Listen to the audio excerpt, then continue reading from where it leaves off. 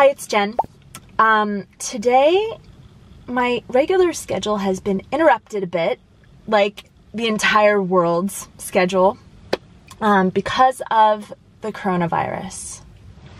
And I was going to have my second part to my video about what it's like to move to Prague and what my first month in Prague was like, but I just figured that this was a more apropos topic. So today we're going to talk about what it's like to be a foreigner during a crisis. Now, a lot of people have commented or emailed me about how they use this channel to learn English, and I love that. I think that's awesome. I'm so happy that you do. And some of you have asked if I teach or if tips on how to learn English. So if you're interested, stay until the end of the video and I'll talk a little bit more about it then. So today I'm social distancing. I don't know how you would say that. Socialny distancovany, asi? Maybe, is there an expression in Czech for that? So Tobik and I are sitting in the car and we are in the forest and we are filming our video. So crises are difficult for everybody, obviously, but they present certain challenges for foreigners. So there were a few crises that I recall since living in the Czech Republic. The first one was in 2012 when my sister and I were teaching in the same school, and we both got text messages from our father, who lived in California, and they said, cryptic as usual, and it said, "Don't drink the vodka." And we were like, it's 11 a.m. What is he talking about? Well, he was talking about the methanol scandal, which deserves its own video, but basically, there was a contamination of alcohol in the Czech Republic, Slovakia, and Poland, and many people were injured and a few dozen people died. And so that was a little scary, but I think it was scarier to our family at home. We just immediately stopped drinking alcohol. The second crisis was, we again heard about from our family at home before we knew about it, and it was an explosion that occurred in Prague 1. Many people were injured. Initially, no one knew what the cause was. It ended up being a gas explosion, but it was kind of a heightened time for terrorism, and so our families freaked out. But it was over at that moment. There was nothing else that they had to worry about once they figured out that was a gas explosion. But this current crisis is a little different, and it seemed to have really gotten more extreme in the past 48 hours. So about a day ago, the United States president told us that he would be forbidding travel coming in from Europe to the United States. And initially, he didn't mention that US citizens could still return. So this caused a lot of panic amongst US citizens still abroad. Secondly, the Czech Republic decided to close their border. Now, we are unfortunately not in Czech Republic at this time. So this affected us, and we were unclear whether that meant we could return or not. I think a lot of Americans who decide to move abroad and teach English in Spain or in France, they already have studied those languages. They're much more common in the United States to study. And so they have a basic ability to communicate. Whereas I would say that the vast majority of people who move to Czech Republic from the United States have had no exposure to Czech at all. So we're really starting at a basic level. And even a few years ago, after I'd been studying Czech for a while, there was a fire, and we had to communicate with people whether or not to break down a door. And my Czech completely failed me. My pretty little sentences that I construct in class, out the window. Fortunately, I'm very Italian with my gestures, and I was able to communicate to the people what needed to happen. And my husband was able to kick down the door and get a gentleman out who was in the middle of this fire. But I was really shocked at just how unable I was to communicate when under stress. So that's the first thing. Another problem with language is that the news sources are generally in Czech. There are a few news sources that are in English, but unless you're seeking them out, you're just kind of missing what's going on. Like when the methanol scandal happened, when the explosion happened, we didn't even hear about it for hours after our parents had heard about it in the United States.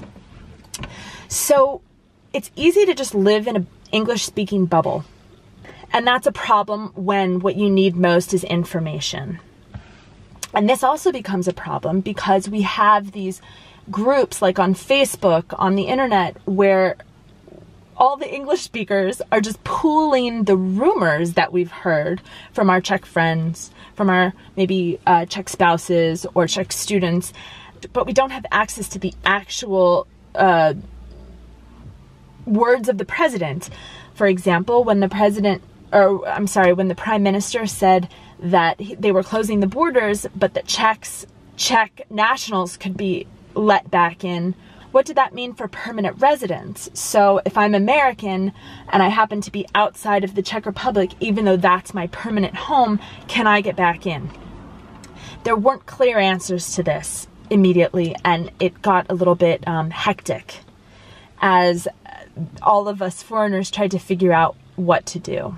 Another obvious problem for foreigners during a time of crisis, especially during some sort of terrorist attack or, come here, honey, especially during some sort of terrorist attack or during something like a pandemic, something that is a virus that can spread. People are not reaching out to see who needs help outside their family, outside their work or their community. So there can be a lot of xenophobia. I can only imagine what Middle Eastern people who live in foreign countries have to go through after a terrorist attack perpetrated by someone totally unrelated to them, but maybe from the same country. Likewise, during a pandemic like this, no one wants to talk to anyone. No one wants to maybe invite the foreigner who's alone to come to their home for dinner. Everyone wants to distance themselves. And it's understandable, but the result is that people who are here away from their families are very alone. They're not quite sure who to turn to. I don't know what the answer to that is. It's certainly understandable, but it presents a bigger challenge for the foreigner in Czech Republic. And the last problem that is particularly difficult for, pardon me, honey. It's particularly difficult for foreigners. At least I'm talking about the group of people I'm usually associating with, which is the young American English teachers in Prague. I think 90 to 95% of the English teachers working in Czech Republic are on the živnostenský list. They're not hired as employees at their schools. And what this means is that they only get paid when they work. They don't have the same sort of sick paid leave, vacation paid leave as full-time employees. And we've all worked this way for years. And right now, the schools have closed. My friends have gone immediately from normal income to zero income. And this is happening in all sectors of the economy, I know. But this is one problem for the foreigners here, because maybe if they're back in their home countries, they could afford to live with their families for a month or two while they didn't have income. But here, we're all just kind of on our own. We have a community. We definitely have a good community. We kind of call them our urban family, which is the groups of foreigners who know we're alone. So we support each other. We make sure that we're all included. If something happens, we sort of pitch in and try to help them out. But it's not the same as having family, and we just don't have that right now. So I know that a lot of you are at home right now. A lot of people are taking time to work from home, doing home office. The schools have closed, and so a lot of people have their kids at home, maybe not sure how to study, how to keep them entertained, how to do their own work while their kids are trying to stay focused. And so I have a temporary solution that maybe a few of you might be interested in. I have a team of really excellent, highly trained English teachers who right now are stuck at home wanting to teach. They can't go to their schools because the schools have closed. And I think a lot of you who've written me and want to learn English, want to practice their studies, are looking for a way to do that. And I can personally say that learning English online is fantastic. I have Czech lessons every week online, and it's really, really convenient.